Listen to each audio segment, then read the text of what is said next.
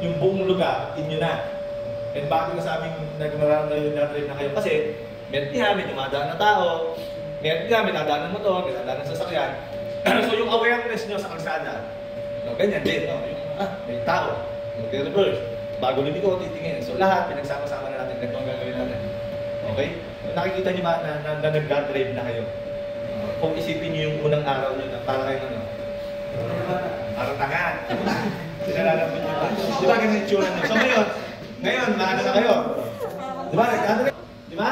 Sabi sa inyo, after na train na. So pagkatapos niyan, ganyan, shifting. Babalik na naman tayo doon sa kabayan.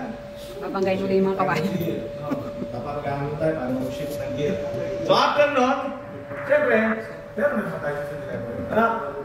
So malinaw sa inyo ha, yung pasok nyo magiging 26. Pero kayo, ang pasok nyo, 27. So dalawang araw ng kasunod yun, 27, 28. No. So sila naman, magiging pasok nila. Ilan ba yung gear? Apat kayo, ba? Nasa 26? Wala. So may makuha kayong apat na makakaswag doon. Ilan ba yung nakuha kami balik? 5? Yun na doon. Kung masasabi nyo sa experience, sa kanila lang Sa Toro. ha? Oh, yung talaga yan. Lahat talaga. Hindi. Ito sa particular, yung patras.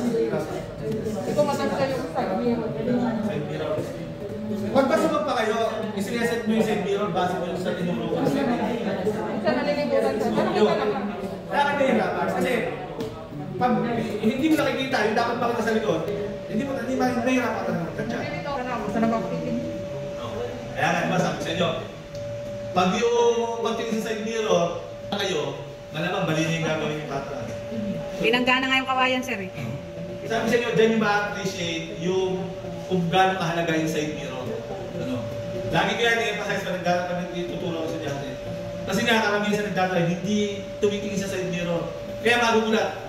Kasi may pagkakataon nagdadrive kayo, kahit yung straight, sa sobrang libang nyo, minsan nawawala na kalaki sa linya. Kaya nga, dapat tayo natingin sa side mirror. So kahit ang takbo nyo forward, napakahalaga niya. So, ayun, kung wala nang question, sa iba, kita tayo on Wednesday. So magsesend ako ng remind lang, nakapag-send na ba ako ng training material? Yung ginamit namin, di ba? O magsesend ako, no? Sesend ko ngayon. Dadali ko yung lang to. Magsesend ako yung mga pinag-aralan natin. Sesend ko yan. Para may nare-review naman kayo. Baka naman bago matapos ang training. Ang nangyari, magaling na lang kayo mag-drive. Wala na kayo natandaan sa pinag-aralan natin.